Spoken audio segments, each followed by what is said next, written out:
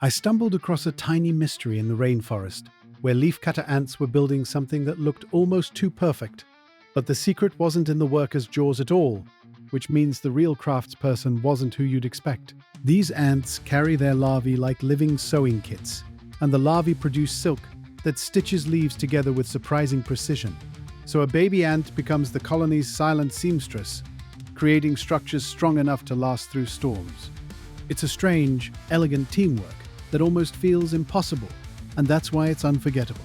Like, comment, and subscribe for more stories like this.